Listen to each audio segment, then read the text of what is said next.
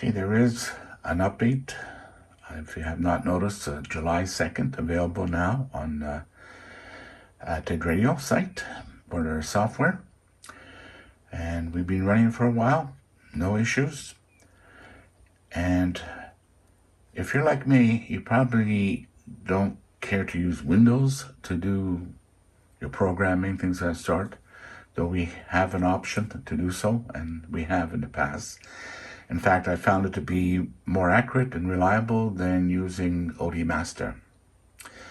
However, there has been... Oops, sorry about that. There's a signal that this came in.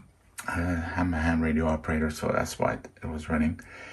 And Chirp has updated their software a couple of times, and I've noticed a big improvement. It seems to handle the TH3, the TDH3, and the Tidradio H8. I probably have 6 of these and 2 of the H8, and I got 2 more coming in. Anyways,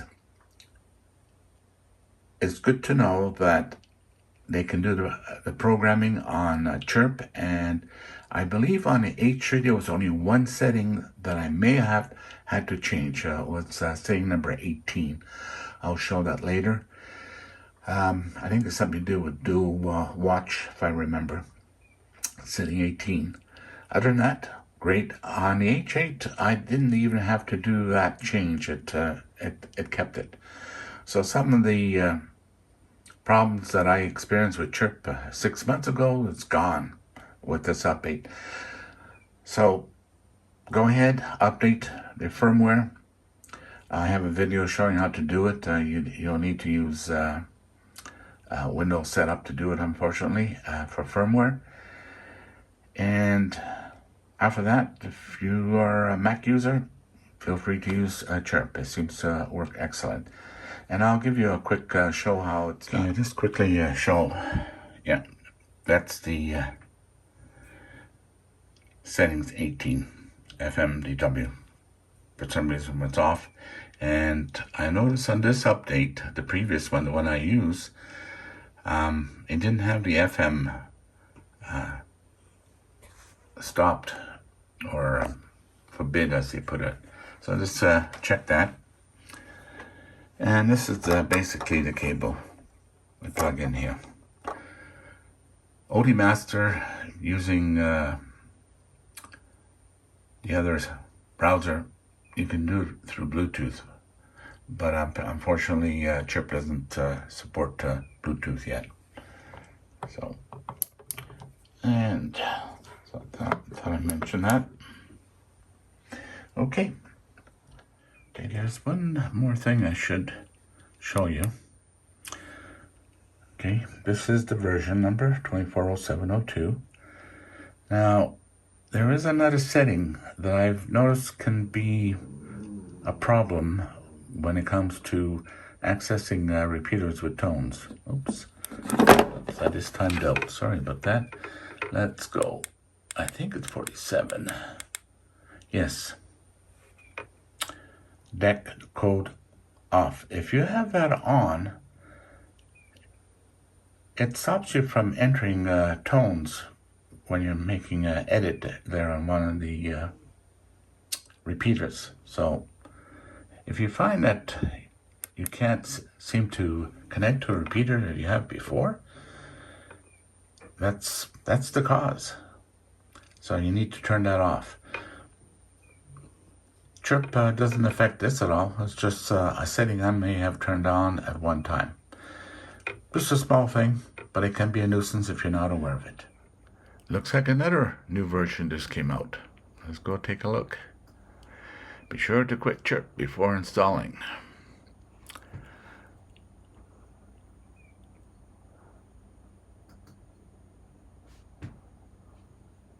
Okay, I guess we got advertisements here.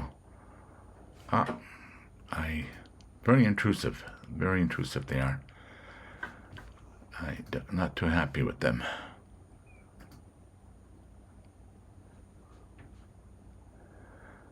Okay.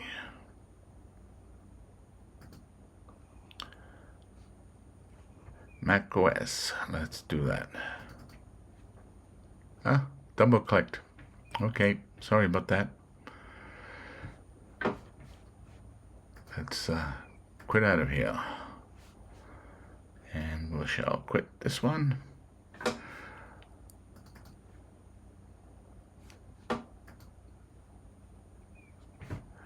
Okay.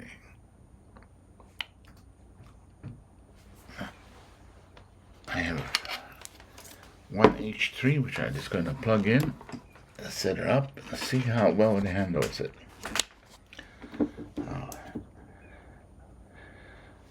Okay, I'm plugging into my computer using the Kenwood type of cable, where you plug one end to your radio, the mic and speaker, and the other one into your, well, it's a USB-A, but I do have an adapter so I can plug into a USB-C. This is the FARS repeater network. Let me turn that right down. Okay.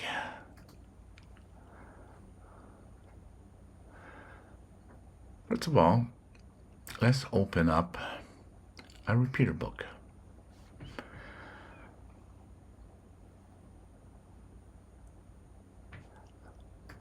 We want certain bands, for example, 2 meters 70, which is good, and certain modes. We want FM in this particular case. And we say, okay, there you go. And I don't know if you've may have not noticed, but basically it's in the order of location. So it's used my location, and all the repeaters nearest me is listed. There are other options where you could, if you go to, I believe it's this one, yeah, open stock config. If you're looking for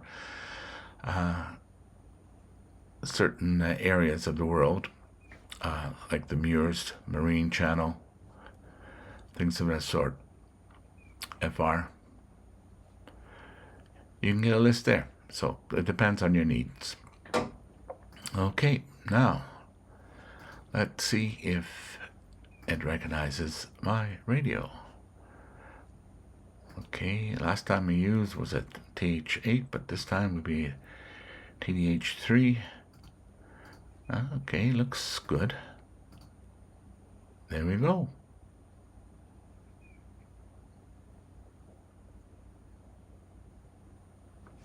Okay, this is what I have in there right now. What's nice about it, if you can copy certain portions of it. Okay, you do copy. You can go in. Let's say I wanted to add these in here, right? That's it.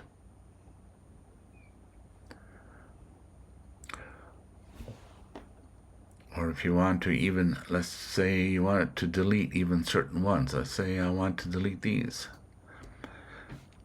Edit. Delete.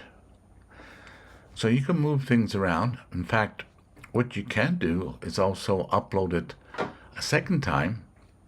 And this way, if everything you have is on your radio, but you just want to rearrange things. Simple as that. Cut and paste, select. You can do select all even. So it works great. And then when you're ready, all you do is upload. In my particular case, I'm going to download another copy.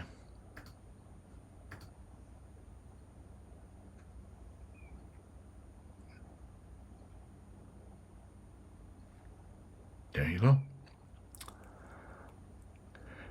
And I have a different setup for my H8. The H3, I generally use it for kicking around, camping. Because the price is so good, you don't worry so much about damage or getting lost or something of that sort. My H8 is the one I use when I'm hamming around, as they say. And it's not used for monitoring that much. Just when I really want to have a chat with someone. And I'm not on my base station. When I'm on my base station, I use the ICOM 705 because it has both 6 meters, 2 meters, and 70 centimeters. Okay, so looks good. I decided to update you on this. Oh yes, I was going to mention one little feature. Okay, it was the menu. I think it was number 18. Yes, FMDW on. For some reason, it was set off. Oh, speaking of settings, you select settings. There you go. It maintained that correctly. Okay. And then there's your FM repeaters. So make your changes there. I updated half a dozen radios and it worked perfectly. So hopefully this was of help. Have a nice day. Please subscribe if you haven't. Thumbs up if you appreciate it. Thank you.